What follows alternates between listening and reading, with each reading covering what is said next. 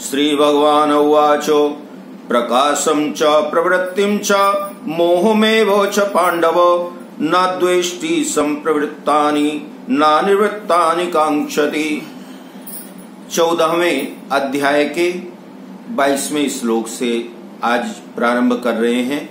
भगवान अर्जुन से कहते हैं कि हे अर्जुन, प्रकाश और प्रवृत्ति तथा मोह ये सभी अच्छी तरह से प्रवृत्त हो जाएं तो भी गुणातीत मनुष्य इनसे द्वेष नहीं करता, और ये सभी निवृत्त हो जाएं तो इनकी इच्छा नहीं करता। वृत्तियां एक समान किसी की भी नहीं रहती। विचार जो हैं, मन के विचार, मन की वृत्तियां, इच्छाएं, कामनाएं सबकी अलग अलग होती। एक तरह की कामना, एक तरह की इच्छा सबकी नहीं होती। सबके अलग अलग विचार, स्वभाव और कामनाएं होती हैं। तीनों गुणों की वृत्तियां, सतगुणी की, रजोगुणी की और तमोगुणी की, गुणातीत महापुरुष के अंतःकरण में भी तीनों प्रकार की वृत्तियां होती हैं, पर उसका उन वृत्तियों से राग द्वेष नहीं होता। तीनों प्रकार की वृत्तियों से जो गुणातीत महापुरुष हैं, गुणातीत महापुरुष का मतलब जिन्होंने भगवान के तत्व ज्ञान को, उस परम तत्व ज्ञान को जान लिया है, समझ लिया है, तो ये वृत्तियां होने के बाद भी वो लोग उन वृत्तियों में बंधते नहीं हैं। वृत्तियां अपने आप आती हैं। जैसे मन में विचार आते हैं, कभी अच्छे विचार आए, कभी बुरे विचार आए, तो भगवान अर्जुन से कहते हैं कि अर्जुन, विचार आना ठीक है, आते हैं, सबके मन में आएंगे। गुणातीत जो महापुरुष हैं उनके मन में भी आते हैं, लेकिन उन विचारों में बंधना नहीं है। वो विचार आए और चले गए। गुणातीत महापुरुष की दृष्टि उधर जाती ही नहीं, जहां भोग विकार है वहां जाती ही नहीं, क्योंकि उसकी दृष्टि में एक परमात्म तत्व के सिवाय और कुछ भी नहीं रहता है। उदासीन वदासीनो गुणैर्यो न विचाल्यते गुणावर्तन्त इत्येवो येव तिष्ठति नेंगते।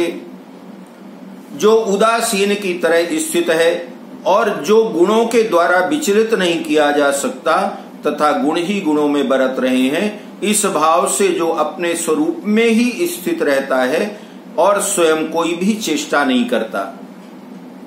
तीन विभाग हैं, तीन प्रकार के विभाग हैं, करना, होना और है। हम अपने जीवन में यही कहते हैं ना, ये काम करना है, ये मेरे पास है और ये होना है। होने में होना है में बदल जाए तो अहंकार सर्वथा नष्ट हो जाता है। अर्थात भविष्य की चिंता न करके और वर्तमान में जीना चाहिए। हम लोग जीवन भर केवल संग्रह करने में, भगवान की भक्ति हो तो भी यही कहते हैं ना, कोई बात नहीं, हो जाएगी, कर लेंगे, भगवान का जप तप भी कर लेंगे, भगवान की पूजा आराधना कर लेंगे। भगवान कहते हैं कि अर्जुन, जीवन को कल में मत छोड़ो, अच्छे कर्मों को प्रतिदिन करो, क्योंकि प्रत्येक दिन आपका अंतिम दिन है, ऐसा मान करके जीवन में चलना चाहिए। ये नहीं सोचना चाहिए कि चलो आज भगवान की क्या भक्ति करना, क्या जप करना, क्या पूजा करना, कल कर लेंगे। सम दुख सुखा स्वस्था समलोष्टा स्म कांचना तुल्य प्रिया प्रियो धीरस तुल्य निंदात्म संस्तुति मानापमानयोस्तुल्य तुल्यो मित्रारिपक्षयोः सर्वारंभो परित्यागी गुणातीता स उच्यते। भगवान कहते हैं कि अर्जुन, जो धीर मनुष्य दुख में सुख में सम तथा अपने स्वरूप में स्थित रहता है, जो मिट्टी के ढेले, पत्थर और सोने में सम रहता है, जो प्रिय अप्रिय में सम रहता है, जो अपनी निंदा स्तुति में सम रहता है, मान अपमान में सम रहता है, मित्र शत्रु के पक्ष में सम रहता है, और जो संपूर्ण कर्मों के आरंभ का त्यागी वह मनुष्य गुणातीत कहा जाता है। बड़ा सुंदर भगवान ने समझाया है। यहां भगवान कहते हैं कि जीवन में सबके सुख और दुख आता है, तो सुख आए या दुख आए समान भाव रखो। न सुख में इतने प्रसन्न हो जाओ कि फूले नहीं समा रहे, और जब दुख आया तो दुख में इतना रोए कि टूट गए। भगवान कहते हैं सुख और दुख दोनों में अपने को सम रखें। कोई प्रिय बोलता है, कोई अप्रिय बोलता है, कोई निंदा करता है, कोई बड़ी प्रशंसा करता है, कोई मान करता है, कोई अपमान करता है। भगवान ने ये 8 एक दूसरे के विरुद्ध नाम लिए हैं। सुख दुख, प्रिय अप्रिय, निंदा स्तुति, मान और अपमान। तो साधारण मनुष्य जो होते हैं वो इन 8 के बंधन में पड़े रहते हैं, 8 के चक्करों में फंसे रहते हैं। किसी ने बड़े प्रेम से बोला तो उसका बड़ा मान, किसी ने कड़वा बोल दिया तो उसकी निंदा बुराई करने लगे। जिनमें साधारण मनुष्यों की तो विषमता हो जाती है। साधक जो होते हैं वो भी कभी कभी निंदा स्तुति सुन करके और मन उनका भी बिगड़ जाता है, विचलित हो जाता है। भगवान कहते हैं कि अर्जुन ये 8 शब्द जो मैंने बताए, आप लोग भी समझिए कि 8 शब्द कौन से भगवान ने कहा। सुख और दुख, प्रिय और अप्रिय, निंदा और स्तुति, मान और अपमान। भगवान कहते हैं कि साधक को चाहिए कि इन 8 में सम रहे, समान रहे। अगर वो भगवान का भक्त है, साधक है, तो उसको ऐसी आदत डालनी पड़ेगी कि वो ये 8 में सम रहे, निंदा स्तुति सुख दुख मान अपमान सब में। गुणातीत महापुरुष की इन 8 स्थलों में स्वतः स्वाभाविक समता हो जाती है। अर्थात जो भगवत भक्त होते हैं धीरे धीरे उनकी ऐसी स्थिति हो जाती है कि ये 8 में वो समान स्वभाव वाले बन जाते हैं। माम च यो व्यभिचारेण भक्ति योगेन सेवते सा गुणान समतीत्यैतान ब्रह्म भूयाय कल्पते। जो मनुष्य अव्यभिचारी भक्ति योग के द्वारा मेरा सेवन करता है वह इन गुणों का अतिक्रमण करके ब्रह्म प्राप्ति का पात्र हो जाता है। भगवान कहते हैं कि जो ये 8 मैंने बताए, ये 8 एक दूसरे के विरुद्ध हैं। इन 8 से मुक्ति कैसे मिले? भक्ति से साधक जो भी चाहता है उसको उसकी प्राप्ति हो जाती है। देखिए, ज्ञान योग, ध्यान योग, कर्म योग, वैराग्य योग, इन सारे योगों से ये संभव हो या ना हो कि इन 8 को अपने वश में किया जाए, लेकिन भक्ति से साधक, भगवान की भक्ति से अगर साधक चाहे तो इन 8 में सम रह सकता है। जो साधक मुख्य रूप से ब्रह्म की अर्थात मुक्ति तत्व ज्ञान चाहता है उसे भक्ति से ब्रह्म की प्राप्ति हो जाती है, क्योंकि ब्रह्म की प्रतिष्ठा भगवान ही है। ब्रह्म समग्र भगवान का ही एक अंग है। 13वें अध्याय के 10वें श्लोक में भी भक्ति को ज्ञान प्राप्ति का साधन बताया गया है। अर्थात भक्ति ऐसी है, भगवान की तरफ चलने से भक्त स्वतः और सुगमता से गुणातीत हो जाता है। भगवान का जो भक्त होता है उसको कुछ करना ही नहीं पड़ता। भगवान कहते हैं मेरे भक्त को कुछ करना नहीं है, केवल अपने आप को मुझे सौंप देना है। और जब कोई भक्त, मेरा साधक, अपने आप को मुझ में समर्पित कर देता है तो फिर उसको कुछ नहीं करना, मैं उसको स्वतः ही गुणातीत बना देता हूं। इतना ही नहीं, उसे भगवान के समग्र रूप का भी ज्ञान हो जाता है और भगवत प्रेम की भी प्राप्ति हो जाती है। अर्थात कहने का मतलब ये है, बड़ा सरल भगवान उपाय बताते हैं कि अगर गुणातीत होना है, संसार से मुक्त होना है तो मेरे भक्त बन जाओ। और भक्त का मतलब होता है नाचना और पागल की तरह घूमना नहीं। भक्त का मतलब होता है सर्वत्र सर्वदा हमेशा सब जगह मेरे स्वरूप का ही दर्शन करता है। ना किसी से प्रेम, ना किसी से बैर, सबको भगवान रूप में ही देखो। ब्रह्मणो ही प्रतिष्ठाहम अमृतस्याव्ययस्य च शाश्वतस्य च धर्मस्य सुखस्याकान्तिकस्य च। क्योंकि ब्रह्म का और अविनाशी अमृत का तथा शाश्वत धर्म का और एकांतिक सुख का आश्रय मैं ही हूं। भगवान कहते हैं कि ब्रह्म तथा अविनाशी अमृत का आश्रय मैं ही हूं। यह निर्गुण निराकार की तथा ज्ञान योग की बात है। शाश्वत धर्म का आश्रय मैं हूं, यह सगुण साकार तथा कर्म योग की बात है। एकांतिक सुख का आश्रम मैं हूं, यह सगुण निराकार तथा ध्यान योग की बात है। तो इन सब का मतलब ये सब समझना बड़ा कठिन है। ज्ञान योग, ध्यान योग, तो इनका सबका एक ही मतलब होता है कि मेरे सगुण साकार की, मेरी जो मूर्ति है राम की, कृष्ण की, तो सगुण साकार की उपासना करने से, मेरा आश्रय लेने से भक्त को ज्ञान योग, कर्म योग, ध्यान योग तीनों की सिद्धि हो जाती है। बड़ा सुंदर भगवान उपाय बता रहे हैं कि ये आपने श्रवण तो कर लिया, सत रज तम, निराकार, ध्यान, योग, कर्म, भगवान कहते हैं ये सब कुछ सुन लो, समझ लो, लेकिन शायद होना मुश्किल है। तो अगर होना मुश्किल है तो फिर क्या करना? तो भगवान कहते हैं कि और कुछ करने की जरूरत नहीं, मेरे सगुण साकार स्वरूप की ही उपासना करो। इधर उधर मत भटको। जो रूप मेरा आपको पसंद हो, राम का पसंद हो, कृष्ण का पसंद हो, सीता का अच्छा लगे, शिव जी का अच्छा लगे, जो भी स्वरूप अच्छा लगे, उसी स्वरूप की सगुण साकार की उपासना करने से और मेरा आश्रय लेने से। उपासना का मतलब केवल घंटी बजा करके पूजा करना नहीं, आश्रय लेना। आश्रय का मतलब मेरे अधीन हो जाओ, सब कुछ मुझे अपना मान लो। ये मान लो कि भगवान के अतिरिक्त संसार में मेरा कोई नहीं है।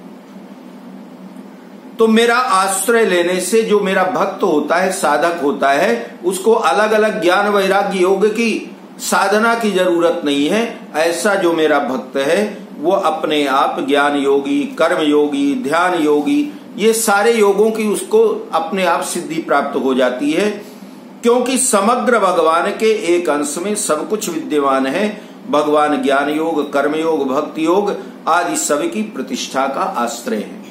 इसलिए सब तरफ न भटक करके केवल भगवान के भक्ति का आश्रय लीजिए, सगुण साकार स्वरूप का चिंतन करिए।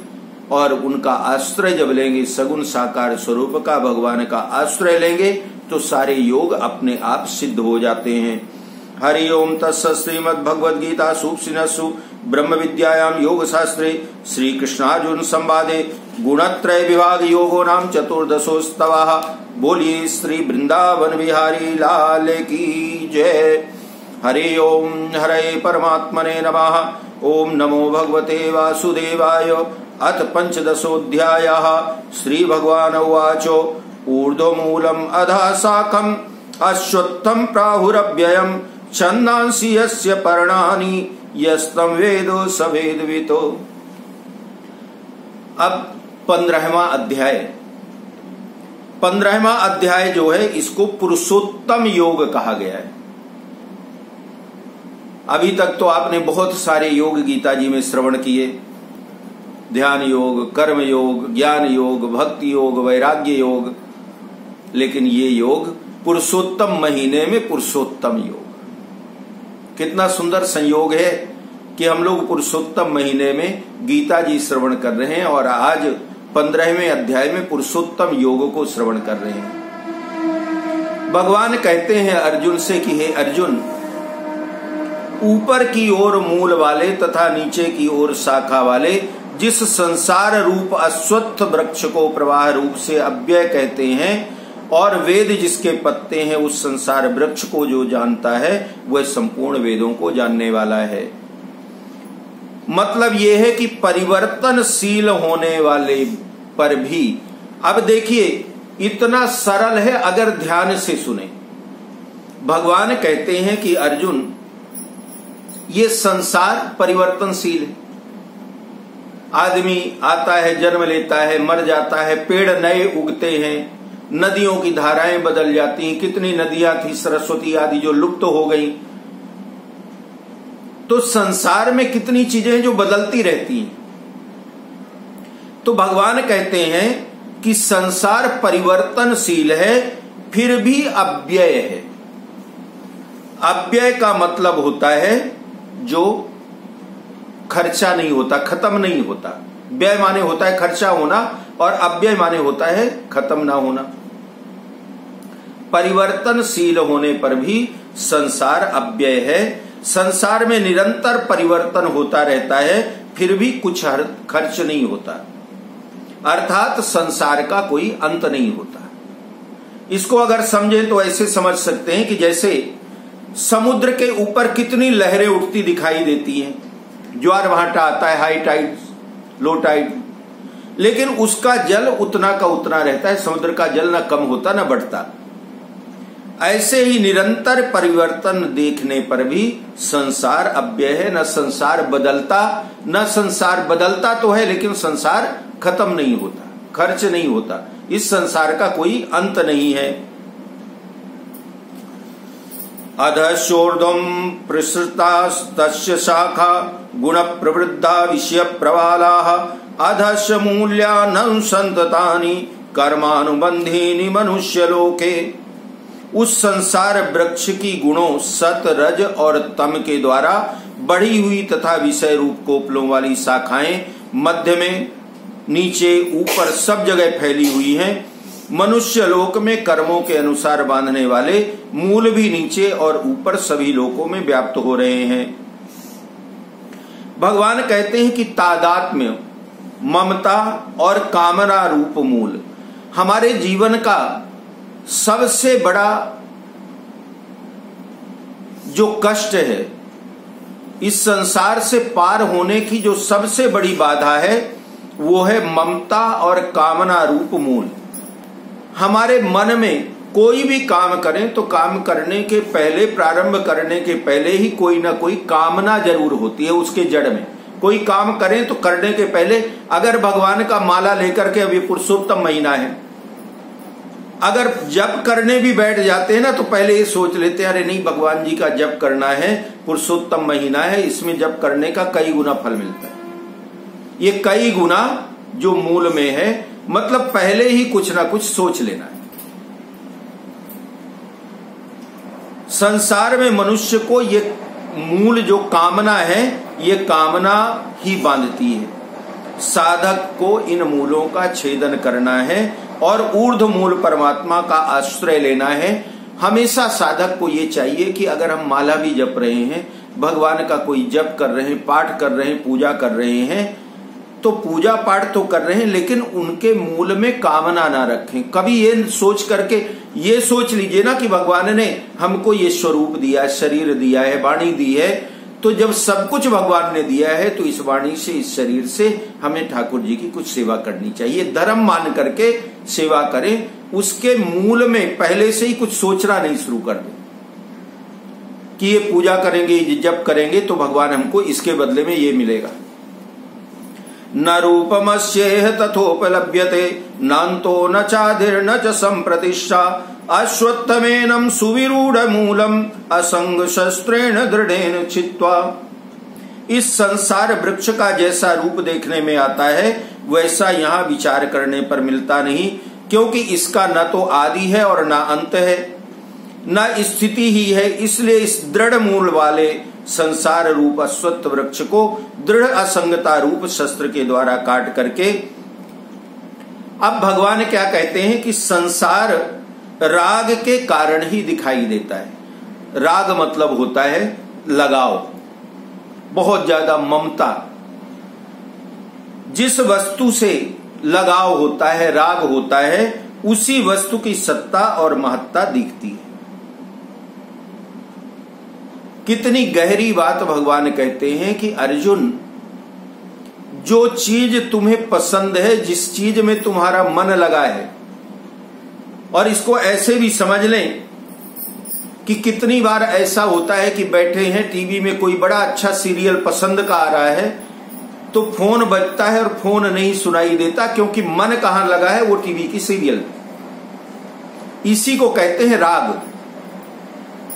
भगवान कहते हैं कि संसार की वस्तुओं में मन को इतना मत लगाओ कि तुम्हारी गति बिगड़ जाए। यदि राग ना हो तो संसार की सत्ता दिखते हुए भी महत्ता नहीं रहती। अर्थात अगर उससे लगाव ना हो तो संसार में रहते हैं, संसार की वस्तुओं को देखते हैं, लेकिन उन वस्तुओं को देखते सुनते हुए भी माया मोह के बंधन से बचे रहेंगे। संसार में रह करके भी संसार के बंधन से बचे रहेंगे। कब? जब जिस वस्तु को हम देख रहे हैं उससे राग ना हो, लगाव ना हो। संसार के राग को सर्वथा मिटा देना, अर्थात अपने अंतःकरण में एक परमात्मा के सिवाय अन्य किसी से संबंध ना मानना, सृष्टि मात्र की किसी भी वस्तु को अपनी और अपने लिए न मानना, वास्तव में संसार की सत्ता बंधन कारक नहीं है। भगवान कहते हैं कि हम लोग कहते हैं ना माया के बंधन में बंधे हैं। माया कोई बंधन कारक नहीं है, सत्ता ये संसार बाधक नहीं है, हमारी महत्ता बाधक है, हमारी इच्छाएं हमारी कामनाएं बाधक है। अगर कामना रहित रह जाएं, हो जाएं, तो हमारी ये सारी बाधा ही खत्म हो जाए, फिर भगवान मिलने में कोई संदेह नहीं है। ततः पदम तत्परिमार्गितव्यम यस्मिन् गता न निवर्तन्ति भूयः तमेव चाद्यम पुरुषं प्रपद्ये यतः प्रवृत्ति प्रसृता पुराणी। और जब संसार से संबंध विच्छेद हो जाता है, अर्थात संसार की वस्तुएं दिखती हैं लेकिन उनसे जब मोह नहीं रह जाता, राग नहीं रह जाता, तो उसके बाद उस परम पद परमात्मा की खोज करनी चाहिए, जिसको प्राप्त हुए मनुष्य फिर लौट करके संसार में नहीं आते। संसार नित्य निवृत्त है, इसलिए उसका त्याग होता है। निर्माण और खोज दोनों में बहुत अंतर है। निर्माण उस वस्तु का होता है जिसका पहले से अभाव हो, और खोज उस वस्तु का होता है जो पहले से ही थी, हमें पता नहीं थी, हमने उसको ढूंढा। परमात्मा नित्य प्राप्त है, स्वतः सिद्ध है, परमात्मा हमेशा से है। परमात्मा को केवल खोजने की आवश्यकता है। तो एक तो ऐसा होता है, देखिए कि परमात्मा को खोजें कैसे। उसका उदाहरण ऐसे देंगे कि एक तो मान लीजिए कि किसी ने माला पहना हुआ है, चश्मा लगाया है, तो चश्मा कहीं रख करके भूल गए और हम जगह जगह उसको खोजते हैं। और दूसरा ये है कि चश्मा लगाए तो थे, तो उसको आंख से उठा करके सिर के ऊपर रख लिया और अब उसको खोजने लगे, इधर उधर खोज रहे हैं, हमारा चश्मा कहां गया, चश्मा कहां गया। तो देखिए, भक्त, भगवान कहते हैं साधक भी दो तरह के हैं। एक ऐसा साधक है जो मुझे वृंदावन में, अयोध्या में, पता नहीं बद्रीनाथ में कहां कहां ढूंढता है, लेकिन असल में भगवान कहते हैं मैं कैसा हूं। जैसे चश्मे को उठा करके सिर में लगा लिया और फिर चश्मा ढूंढ रहे हो, उसी तरह भगवान कहते हैं, परमात्मा कहते हैं कि मैं तुम्हारे अंदर ही हूं। तुम्हारा चश्मा जैसे सिर में है, वैसे ही मैं भी तुम्हारे अंदर हूं। वृंदावन अयोध्या खोजने जाने की आवश्यकता नहीं है, अपने अंदर मुझे खोजो, मैं वहीं पर हूं। लेकिन खोजना पड़ेगा, अगर खोजोगे नहीं तो भगवान कहते हैं फिर बिना खोजे मैं कैसे प्राप्त होऊंगा। तो निर्वाण मोहाजित संग दोषा अध्यात्म नित्या विनिवृत्त कामाः द्वंद्वैर्विमुक्ता सुख दुख संजय गच्छन्ते मूढ़ा पदम अव्ययम ततो।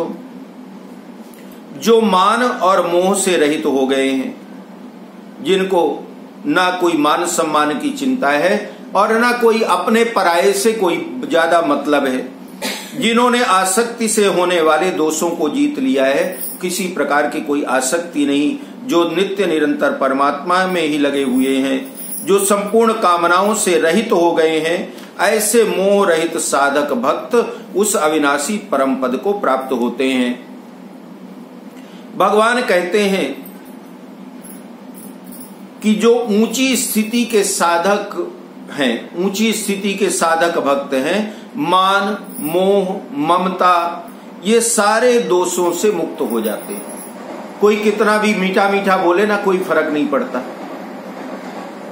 कोई अपना कितना भी अपनापन दिखाए, सबके साथ समान रहते हैं।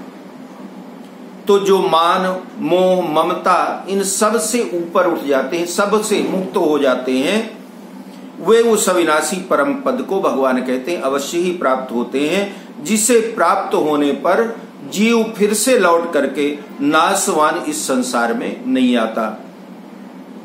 न तद्भासयते सूर्यो न शशांको न पावकः यद गत्वा न निवर्तन्ते तद्धामो परमं ममो।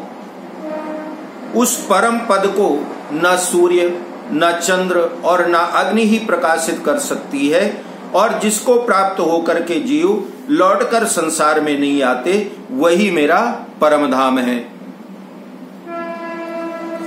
इन श्लोकों में भगवान यह बताते हैं कि अविनाशी पद मेरा ही धाम है, जो मेरे से अभिन्न है, और जीव भी मेरा सनातन अंश होने के कारण मेरे अभिन्न है। अतः भगवान का जो धाम है वही हमारा धाम है।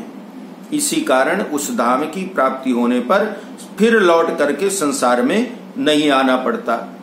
भगवान कहते हैं कि जो मेरा भक्त है वो फिर से लौट करके इस संसार में नहीं आता, क्योंकि मेरे परम धाम को वो प्राप्त कर लेता है।